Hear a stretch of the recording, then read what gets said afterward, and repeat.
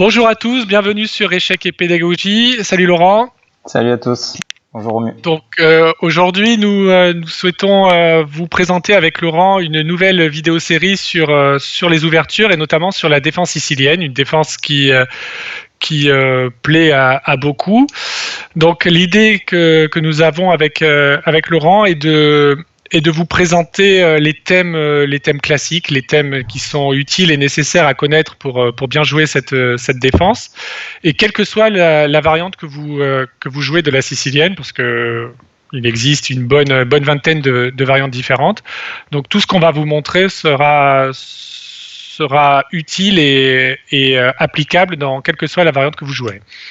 Donc comme il faut bien commencer par quelque chose, on a décidé de commencer par le sacrifice sicilien, que tout le monde connaît, qui est typique de la sicilienne, c'est tour prend C3. Exactement. Donc, Laurent, à toi de jouer pour nous montrer au moins le premier exemple. Ouais. Donc ce sacrifice de qualité, il est extrêmement célèbre. Il n'est pas possible de jouer la sicilienne sans savoir d'une part qu'il existe et sans en avoir joué soi-même. C'est vraiment l'une des pierres angulaires, on va dire, de la sicilienne, et peu importe la variante de la sicilienne que vous jouez. Et on va ici vous présenter 5 exemples en tout, qui finalement vous démontreront qu'il y a 2 façons de sacrifier la qualité en C3. D'une part, c'est la méthode la plus courante, on peut sacrifier la qualité pour attaquer le roi, et d'autre part, on peut sacrifier la qualité pour détruire le centre de l'adversaire et créer des faiblesses plus généralement, et pas seulement autour du roi. Donc ce premier exemple qu'on a sous les yeux, c'est une partie tirée d'un des plus grands spécialistes de l'histoire des échecs de la sicilienne, le grand maître Lev Poulougayevski. D'ailleurs, une des variantes de la Najdorf porte son nom. Et donc Poulougayevski affrontait le champion du monde Boris Spassky. Donc dans cette position, qu'est-ce qu'on voit? Les blancs viennent de se lancer à l'attaque, ils ont joué F4, F5, ils ont joué G4, ils sont prêts à jouer G5, pourquoi? Pour chasser le cavalier F6 et ainsi gagner la case D5. On verra dans d'autres vidéos que cette case D5, c'est peut-être la case la plus importante dans la sicilienne. Et donc ici, il faut que les blancs réagissent. Tout simplement, on est en train de faire la course. Il n'y a pas les rocs opposés parce que les noirs n'ont pas roqué, mais l'idée est la même. C'est-à-dire que si l'un des deux joueurs s'endort, on va dire, ou se montre un petit peu trop attentiste, il va se faire rentrer dedans. Donc ici, il n'y a pas 50 façons pour les noirs de passer à l'attaque. Il faut donner la qualité, et évidemment, c'est ce qu'a fait Poulougayevski avec ce coup tour prend C3. B prend C3, et maintenant le coup complémentaire qui n'est peut-être pas si facile. Vous êtes peut-être nombreux à vous dire, bah là je prends A3, ça fait échec et tout va bien. Prendre A3, pourquoi ça ne va pas? Parce que vous êtes en train d'aider le roi adverse à se cacher. On voit d'ailleurs que la dame noire commence à aller mal aussi. Et finalement, après dame prend A3, l'objectif est raté. Pourquoi on a donné la qualité? Pour casser le roc adverse et ensuite attaquer le roi. Donc la dame toute seule avec ses bras musclés ne fera pas grand chose. Elle a besoin de soutien, et c'est pour ça qu'on va jouer le coup très thématique dans la sicilienne, le coup D5. Alors Romu, est-ce que tu peux nous dire à quoi ça sert de jouer D5 concrètement? Donc comme tu l'as bien expliqué, donc tour prend C3, c'est pour abîmer le roc et donc pour l'attaquer assez rapidement. Donc pour cela, il faut faire participer un maximum de pièces à l'attaque. On voit qu'en jouant D5, en fait, on va réveiller les 2 fous, puisque en jouant D5, on fait une pression sur le pion E4, donc le fou B7 se réveille, mais aussi le fou E7 qui peut aussi participer à l'attaque sur l'aile dame. Donc l'effet est double. En jouant D5, on essaye d'emmener un maximum de pièces sur le roc qui vient d'être affaibli par le sacrifice de qualité. En plus, on maintient un certain degré d'initiative parce qu'on crée une menace. On menace puis on prend E4, effectivement. Ouais. Donc on laisse pas le temps au blanc, on laisse pas le temps au blanc de réagir, et il faut qu'il prenne sur D5. Et alors comment on enchaîne maintenant? Et là, encore une fois, c'est la suite de ce qu'on vient de dire. Le but est d'aller très vite et de ramener un maximum de pièces à l'attaque. Donc la seule pièce qui ne participe pas vraiment pour le moment à l'offensive, c'est la tour. Donc d'une pierre, on fait 2 coups. On fait le roc, on met le roi à l'abri. et on fait participer la tour qui va pouvoir arriver sur l'aile dame rapidement. Il y a cavalier prend D5 qui peut arriver, dame prend A3 maintenant peut aussi être à l'ordre du jour, et on voit que toutes les pièces noires, les deux fous, le cavalier, la dame et la tour vont attaquer le roi qui n'est défendu que par le fou et le cavalier et les pions qui sont relativement faibles. Oui, en tout cas, il faut se dire qu'une fois que le sacrifice de qualité a été effectué, toutes nos pensées se tournent vers le roi et bien sûr qu'on veut attaquer très vite, mais il faut surtout ne pas oublier de faire participer tout le monde à la fête. Maintenant que absolument toutes les pièces noires, d'une façon ou d'une autre, peuvent participer à l'attaque, là on va vraiment essayer de finir le travail et on va vraiment jouer pour nos maths. Donc ne vous précipitez pas trop non plus, une fois que vous avez donné la qualité, il ne faut pas faire le premier échec venu, il faut vraiment que toute votre armée se mobilise pour attaquer. Alors voyons la fin de cette partie, même si dans ce fragment, on a déjà vu l'essentiel, on va dire, qui nous intéressait. Alors Spassky a eu un petit peu de chance, je pense. En tout cas, Pologaïevski n'a pas réussi à finir son attaque. On va voir ce qui s'est passé. Dame prend E5, dame prend A3, échec. Spassky a joué roi B1. Et ici, Pologaïevski a décidé de jouer fou prend B4, qui est quand même un coup très tentant. Mais le meilleur coup dans la position... c'était de jouer fou C5. Alors on vous a laissé quelques petites flèches. Ce qu'il faut comprendre, c'est que suite à ce coup fou C5, alors peut-être que je suis allé un peu vite, pourquoi fou C5 ? Tout simplement parce qu'il est en prise et il faut le sauvegarder, mais une fois qu'on le sauvegarde avec fou C5, on a énormément de menaces avec les noirs. Vous voyez, le cavalier notamment peut bondir d'un côté ou de l'autre, la tour a une nouvelle colonne ouverte finalement, en E8. Les menaces s'accumulent, il y a énormément de plans différents pour continuer ou finir l'attaque avec les noirs, et ça aurait été très compliqué, même pour un champion du monde, de défendre cette position.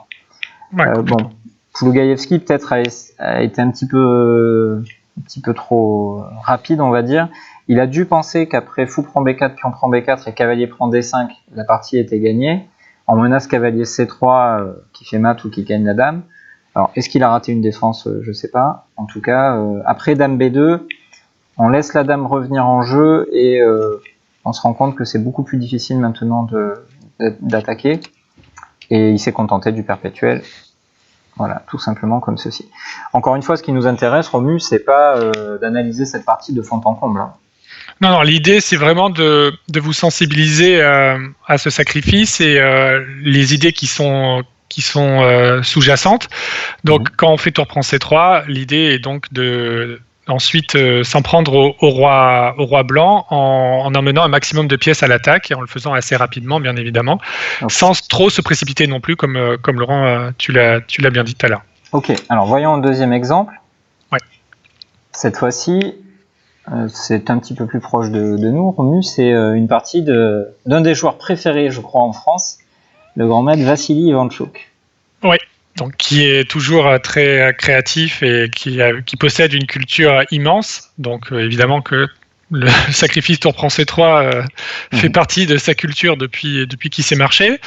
Donc, ici, on voit que les blancs ont fait le grand rock. Les noirs sont très bien positionnés déjà avec le développement de toutes les pièces mineures. Ils sont prêts à bondir et donc sans surprise. Évidemment, Ivanchuk a fait tour prend C3. Donc après, pion prend C3. Comme on l'a dit dans l'exemple précédent, maintenant il faut ramener un maximum de pièces à l'attaque. Donc il a joué cavalier C5. L'idée est double. Aller vers le roi, parce qu'on peut imaginer que le cavalier peut aller vers la case A4, notamment pour viser le pion C3, mais aussi attaquer le pion E4, qui est aussi, on va le voir peut-être un peu plus tard, une des cibles préférées des Noirs dans ce genre de situation. Accessoirement, on peut aussi évoquer l'idée, même si je ne pense pas qu'il l'ait fait en priorité pour ça, on peut dire que cavalier C5 permet aussi de protéger le pion E6, parce que comme on le verra dans d'autres vidéos, parce qu'on ne va pas s'occuper que des Noirs dans ces présentations, très souvent les Blancs sacrifient une pièce en E6 pour détruire... on va dire la phalange de pions qui maintient le roi en sécurité, le roi noir en sécurité. Et donc, avec cavalier C5, finalement, on attaque, on défend, on va vers le roi, on va vers le centre. C'est vraiment un coup multifonction parfait. Hein. Complètement. Donc là, Arencibia a fait fou prend F6, sûrement pour soulager la pression sur le pion E4. Mais quand même, ça a un prix parce que maintenant les cases noires sont extrêmement affaiblies et le fou F6 va rayonner et peut viser le roc blanc, pardon. Donc il a joué tour E1 pour défendre et dame à 5. Voilà, comme dans l'exemple précédent, finalement, voilà. Petit à petit les pièces arrivent. Donc le sacrifice de qualité, finalement, c'est un signal qui doit vous indiquer qu'à sa suite, vous devez amener vos pièces en attaque. Voilà, il faut pas oublier ce principe quand même hyper basique. On n'attaque pas avec juste une ou deux pièces, on essaie d'amener un maximum de pièces en attaque. Bon, voyons comment ça s'est terminé, mais même si vous branchez un module, vous verrez qu'il n'y a pas de sauvetage possible. Donc dans la partie, les blancs cherchent un petit peu à pêcher en eau trouble avec le 5, c'est ça ?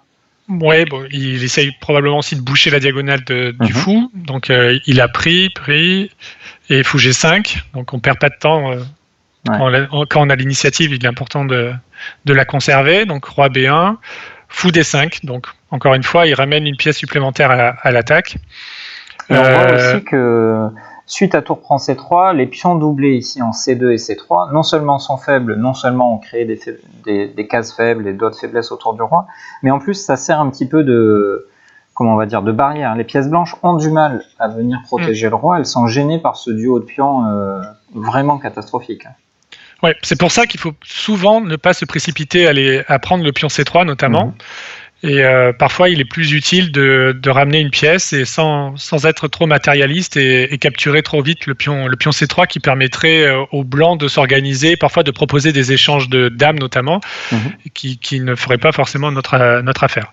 Donc là, il a joué cavalier B3. Il essaye de colmater les brèches, mais c'est trop tard. Dame prend A3. On va arriver la menace cavalier A4. Et malheureusement pour eux, les blancs ne peuvent pas déplacer leur cavalier B3 parce qu'il y aurait un mat en A2. Voilà, et ce serait évidemment fini. Alors il a fait les derniers sacrifices du désespoir. Voilà. Ils ont un petit desperado, tour prend D5 avec l'espoir, pion prend D5, dame C8, certainement. Ouais. Mais Ivan Chouk ne se laisse pas faire. Non. Et là, tout simplement, cavalier A4 et mat imparable. Et c'est terminé. Voilà, donc on vient de voir clairement deux exemples assez marquants qui démontrent à quel point l'attaque des noirs peut être déclenchée par ce sacrifice en C3, mais on peut dire aussi que le point commun de ces deux exemples, c'était que les blancs étaient au point mort, quoi. Ils n'avaient pas vraiment lancé leur attaque, ils semblaient un petit peu en retard, et dans le prochain exemple, Romu, je crois que au contraire, les blancs pourraient presque sembler en avance. Oui. Donc, effectivement, là, on voit que les blancs se sont lancés les premiers à l'attaque. Alors déjà, ils ont fait petit roc. Donc, ce qui nous donne pas une cible sur l'aile dame, comme dans les deux exemples précédents. Et les blancs se sont donc lancés à l'attaque avec G4, G5 et posant une question au cavalier F6. Donc là, si on ne réfléchissait pas de manière trop approfondie, on se dirait, bon, j'ai le cavalier attaqué, je dois le reculer, puisque c'est la seule case, enfin, j'ai 8 ou D7, mais disons D7. Mais là, les blancs auraient certainement des idées sur E6, notamment fou prend E6 qui pourrait arriver, avec un fou prend, pion prend, cavalier prend, une fourchette, et le jeu s'ouvrirait et les blancs seraient certainement très très bien. En tout cas, on laisserait la main aux blancs, quoi. On laisserait totalement l'initiative aux blancs. C'est absolument ce qu'on ne veut pas dans la sicilienne. Exactement. La sicilienne, le jeu est très rapidement assez sauvage, et donc l'initiative est vraiment quelque chose de primordial. Donc là, si on a une opportunité de saisir cette initiative, il faut certainement pas s'en priver. Et c'est ce qu'a fait Botvinnik en bon champion du monde qui se respecte. Il a sacrifié la qualité, il a pris en C3. Alors, quelle est l'idée de ce sacrifice ? Tout simplement d'affaiblir le pion E4, qui maintenant va être capturé par le cavalier qui était attaqué. Donc en fait, c'est une sorte de défense active, en quelque sorte. Par certains côtés, ça rappelle un petit peu ce qu'on conseille souvent lorsqu'on fait la tactique du jour, c'est-à-dire avant de riposter à une attaque par un coup défensif, un coup de repli, il faut se demander si on ne pourrait pas répondre à une attaque par une attaque au moins équivalente. Exactement. Et donc après tour prend C3, le pion E4 va être capturé et le pion C3 va se retrouver faible. Donc en gros, les noirs vont avoir un pion pour la qualité, Les pions sur l'aile dame sont complètement disloqués chez les blancs. Et aussi, la diagonale H1 à 8 s'est ouverte au profit des noirs et du fou B7 qui se frottent déjà les mains pour les coups à venir. Et les blancs risquent de regretter fortement d'avoir poussé leur pion G, qui affaiblit gravement leur roc. Oui, tout à fait. C'est pas parce qu'ils ont fait le petit roc que les blancs ont mis leur roi en sécurité. À partir du moment où, après avoir fait petit roc, on a joué G4, G5 et F2, F4, si la position s'ouvre, si le centre s'ouvre notamment, les pièces noires vont pouvoir aller regarder par là-bas. Alors, on est obligé malheureusement de faire un petit peu de tactique. Je dis malheureusement parce qu'on essaie d'expliquer plutôt avec des mots qu'avec des variantes. Mais dans la sicilienne, c'est presque impossible d'échapper à la tactique. Ici, l'adversaire de Botvinnik, qui s'appelait Padevski, a accepté la qualité. Qu'est-ce qui se serait passé s'il avait pris sur F6 ? Donc là, c'est une variante où il faut calculer assez précisément parce que tout est en l'air. Donc pion prend F6, le fou est attaqué, mais notre tour est attaqué. Donc l'idée, c'est de faire tour prend E3 pour continuer à manger quelque chose tout en attaquant la dame. Donc là, deux coups possibles. Voilà, soit il nous prend le fou, soit il nous prend la tour. S'il prend le fou, comment ça se passe ? Donc s'il prend le fou, on prend la dame. On fait tour prend F3. Là, encore une fois, il y a deux prises possibles, soit la dame, soit la tour. Si on prend la dame, ça a l'air assez simple. Hein, ouais. On prend F1 sur échec intermédiaire, on récupère en D8, et ici, les noirs sont complètement gagnants, ce serait un peu exagéré, mais ils ont un pion de plus, une très bonne position, aucune faiblesse, tout va bien. Hein. Ouais, techniquement, c'est pas complètement gagnant, mais ça a quand même une bonne tête, ouais. Et si les blancs jouent pour prendre du matériel contre la dame, avec pion prend F8. Bon, on prend avec le roi, et après tour prend tour, fou prend E4, donc ramasse un deuxième pion, donc avec 2 pions de plus, les noirs sont quand même très très bien partis pour gagner la partie. Voilà, c'est ça. On a une dame face à 2 tours, ça peut parfois faire peur pour les noirs, parce qu'on sait que quelquefois les tours dominent, mais ici, la dame est accompagnée des 2 pions, et surtout, le roi blanc reste extrêmement faible. Donc, tous ces éléments mis bout à bout font que les noirs ont très largement les meilleures chances. Ok, donc, on reprend depuis le début, sur tour prend C3, on vient de regarder qu'après pion prend F6, tour prend E3, si les blancs prennent le fou, si les blancs prennent le fou, ça se termine bien pour les noirs. Donc dame prend E3, c'est le coup critique, on va dire. Mais ici, il faut prendre F6. Tour AD1, qui est un coup naturel, disons, de centralisation. Et là, je pense que le plus précis est d'éliminer le fou, de façon à éviter toute mauvaise blague sur la case de 6. Et par exemple, un coup comme A6 qui empêche cavalier B5, qui viserait le pion D6. Et les noirs sont au minimum très bien, mais je pense qu'ils sont même mieux ici, en fait. Ouais, c'est ça. On a une qualité de retard, mais il faut prendre en compte non pas le matériel, mais vraiment la qualité de la position. Ici, les 2 fous lorsqu'ils vont s'exprimer, alors ils s'expriment déjà, mais ça pourrait être encore mieux, ça va être encore mieux. Lorsque les fous vont se réveiller, ça va faire très mal au blanc. Le roi blanc reste extrêmement faible. On peut imaginer des coups comme dame A8. En tout cas, on peut créer une batterie. Et même du point de vue de la structure de pion, les blancs sont affaiblis un petit peu de partout. Donc, on n'est pas en train de dire que cette position-là va gagner les yeux fermés pour les noirs, mais personne ne voudrait avoir les blancs. Non. C'est le rêve, en fait, de tout joueur de sicilienne, d'obtenir ce type de position. Ok, donc sur le sacrifice de Botvinnik, tour prend C3, Padevski n'a pas voulu jouer ce coup intermédiaire, pion prend F6, il a accepté la qualité, mais comme tu l'as très bien exprimé tout à l'heure, après cavalier prend E4, on sent bien que l'attaque des blancs vient de se faire un petit peu couper l'herbe sous le pied, parce que tout est déstabilisé, il n'y a plus ce pion central, le cavalier C3 va manquer, et surtout, on ne voit pas d'enchaînement possible pour les blancs, même s'ils vont essayer dans la partie.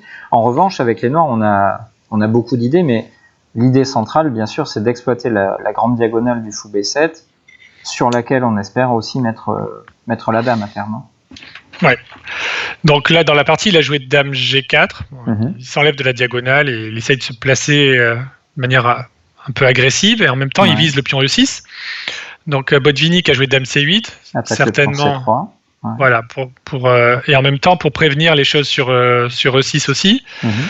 Tour Là, il amène la F3. tour. Bon, on voit que Padevski essaye de passer en force quand même. Ouais. Comme souvent dans la sicilienne d'ailleurs. Les blancs ne jouent qu'avec une idée qui est de nous faire mat. Ouais, mais la position noire est trop saine et la position blanche est trop désorganisée pour espérer attaquer. Donc là, il suffit de supprimer le fou qui pourrait nous poser quelques problèmes et ensuite de jouer un très bon coup défensif. Enfin, c'est un coup défensif, mais en même temps un coup qui contre-attaque, le coup F5. Exactement. Donc ce coup F5 destiné à stabiliser notre situation à l'aile roi. Si le jeu s'ouvre, ce sera favorable au noir, tout simplement parce que entre les deux rois, clairement, celui qui est mal en point, c'est celui des blancs.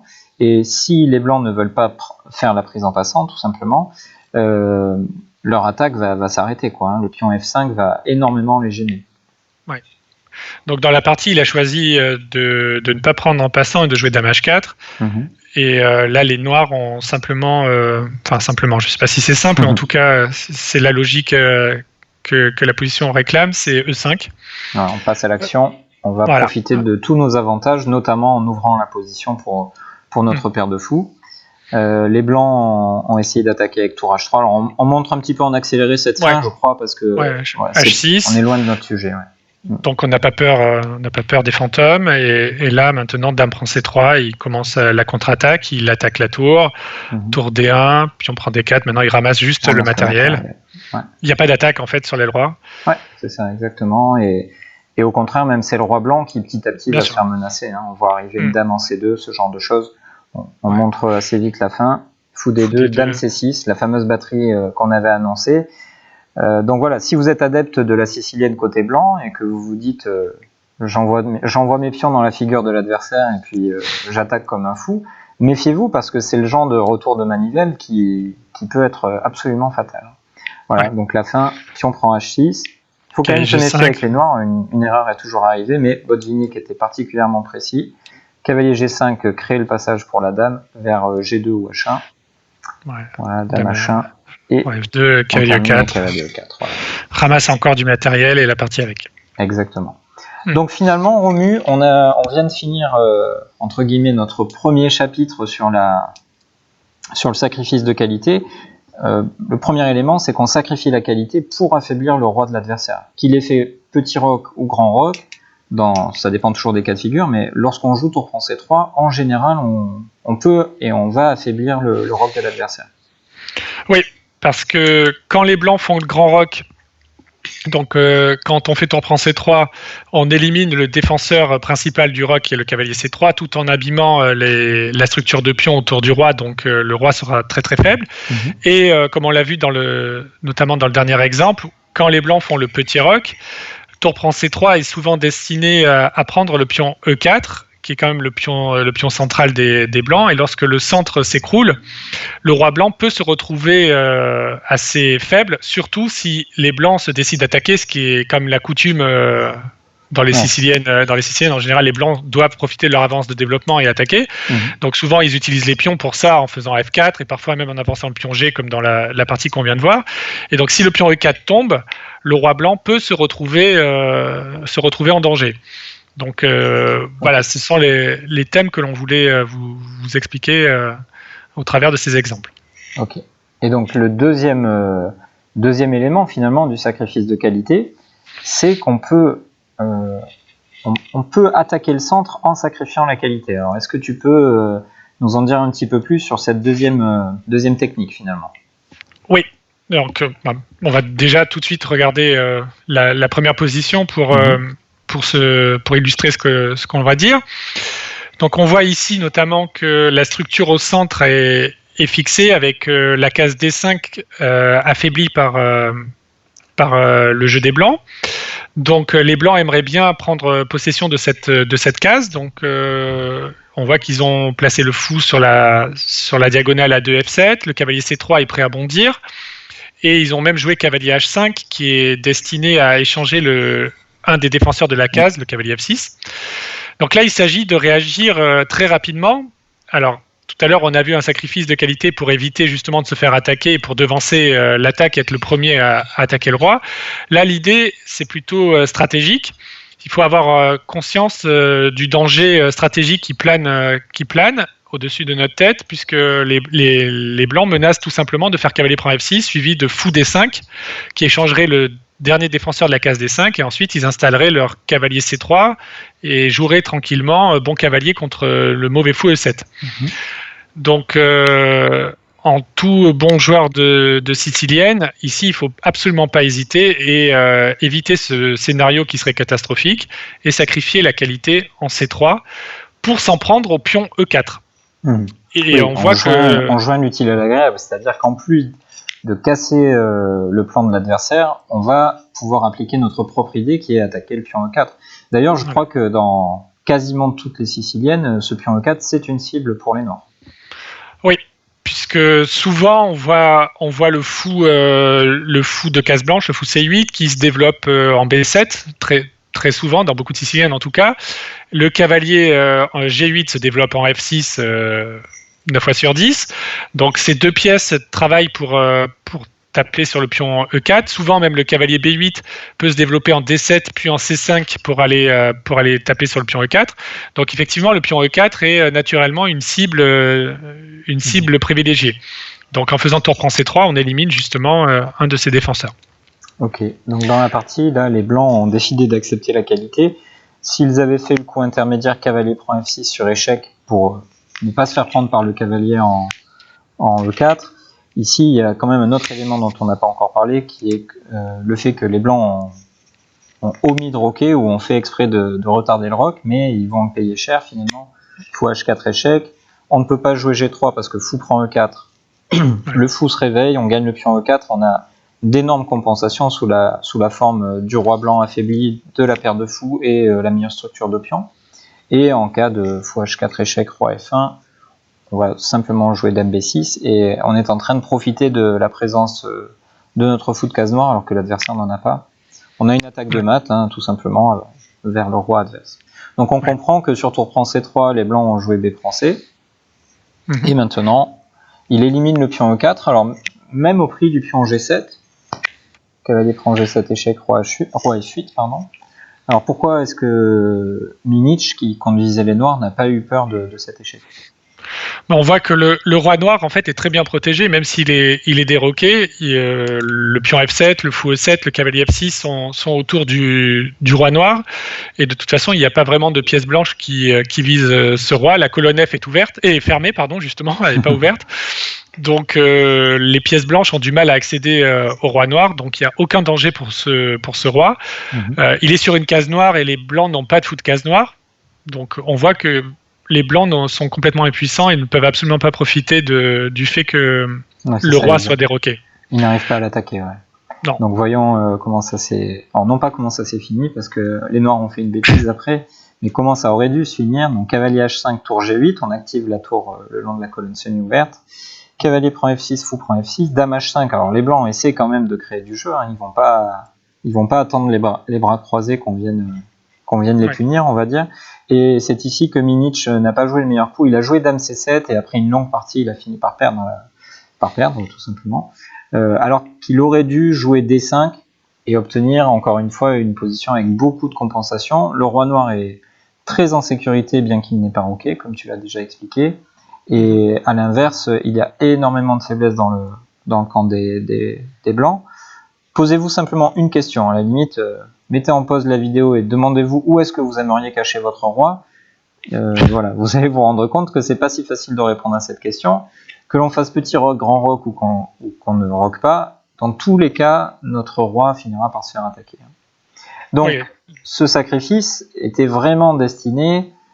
on va dire que le dommage collatéral, c'est qu'on a réussi plus tard à obtenir une position d'attaque contre le roi blanc. Mais à l'origine, lorsque Minich a sacrifié, c'était vraiment pour à la fois mieux contrôler le centre et affaiblir le contrôle du centre de son adversaire. Oui, exactement. Prendre le pion E4 et minimiser du coup l'emprise sur la case D5 de la part des blancs. Exactement. Alors on va finir avec un exemple assez classique aussi, Lubinski contre Boleslavski en 1949. On a tenu à finir par cet exemple-là pour comment dire ça, pour dire à vous, cher public, pour vous expliquer qu'on ne sacrifie pas la qualité que pour attaquer. Et preuve en est, dans cette partie, Boleslavski a sacrifié en finale. Alors, est-ce qu'on peut vraiment appeler cette position une finale ? Je ne sais pas, mais en tout cas, il n'y a pas de dame sur l'échiquier. Et on voit chez certains de nos élèves, parfois, une petite réticence à sacrifier la qualité lorsque les dames ne sont plus sur le jeu. Parce que dans l'inconscient collectif, le sacrifice de qualité est destiné à attaquer vers le roi.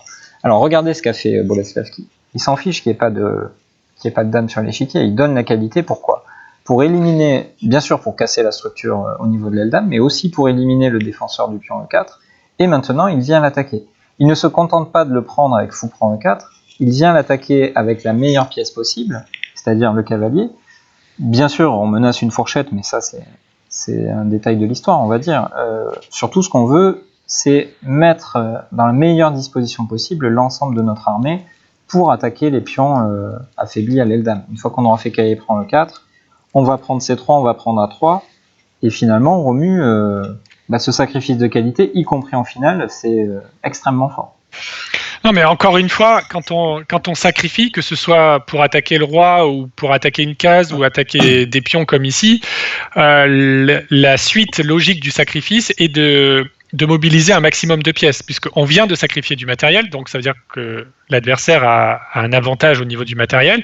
Il est important qu'avec les pièces restantes, on soit le plus actif possible. Donc là, c'est exactement ce que tu as expliqué juste avant. Il ne se contente pas de prendre le pion E4 avec le fou, mais il préfère le prendre avec le cavalier de façon à mobiliser également donc ce cavalier pour attaquer tous les pions faibles qui vont résulter du sacrifice de qualité. Donc après cavalier F6, il a joué tour D3 si je me souviens bien pour éviter la fourchette, et donc K prend E4, roi G1 et K prend C3. Et on voit que le cavalier qui était il y a 2 coups en D7 est maintenant en C3. Ouais, on peut remontrer. Donc tour prend C3 et ce cavalier maintenant joue plutôt à Pac-Man qu'aux échecs. Il va ramasser tous les pions qui ont été affaiblis.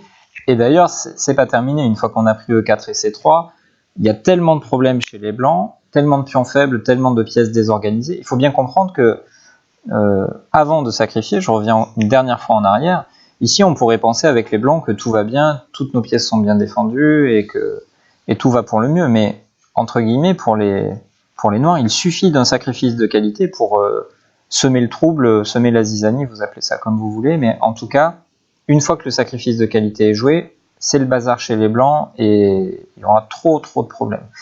Et finalement, même du point de vue matériel, Romu, pas de souci pour les noirs ici.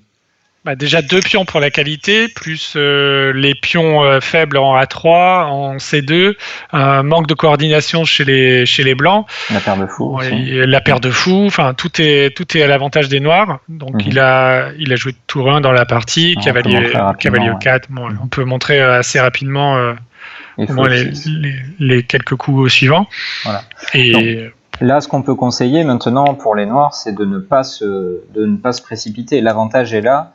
Maintenant, on va jouer de façon statique, c'est-à-dire qu'on va améliorer petit à petit notre position en faisant très attention à ne pas laisser de contre-jeu à l'adversaire. Donc, petit à petit, on va grignoter une case, on va peut-être prendre un pion au passage. Maintenant, c'est plus la peine de se presser. La partie est déjà gagnée, entre guillemets, et il n'y a plus qu'à faire attention, en quelque sorte. Oui, il faut consolider et c'est gagné. Et ce sera gagné. Très bien, on espère que vous aurez appris beaucoup de choses ou révisé beaucoup de choses au sujet de ce sacrifice de qualité. Donc finalement, on remue 2 grands axes à retenir. Oui, donc le premier, c'est lorsque vous sacrifiez la qualité la qualité en C3 pour s'en prendre au roi adverse. Donc ce sont les premiers exemples qu'on vous a montrés. Et le deuxième, s'en prendre à la structure en général et en particulier au pion E4 qui se retrouve affaibli. Donc ayez bien en tête que dans les 2 cas à chaque fois que vous sacrifiez la qualité, il faut absolument mobiliser, je vais y arriver, un maximum de pièces. Donc que ce soit pour attaquer ou que ce soit le roi ou attaquer les pions affaiblis, n'hésitez pas à mobiliser un maximum de pièces pour attaquer ce qui doit être attaqué. Donc, écoutez, on vous remercie. J'espère que cette vidéo, cette première vidéo sur la sicilienne vous aura plu. N'hésitez pas à nous faire un maximum de commentaires et donner vos retours sur le contenu. D'autres vont suivre. Le prochain thème que l'on va aborder sera la bataille pour les cases centrales. Quelque chose d'assez, on a un peu évoqué tout à l'heure avec la case des 5, mais quelque chose qui est omniprésent dans la sicilienne, dans toutes les variantes de la sicilienne. Et on vous dit à très bientôt. Et d'ici là, n'hésitez pas à vous abonner. Ça nous fait plaisir et ça vous sera utile à vous. Au revoir. À très bientôt.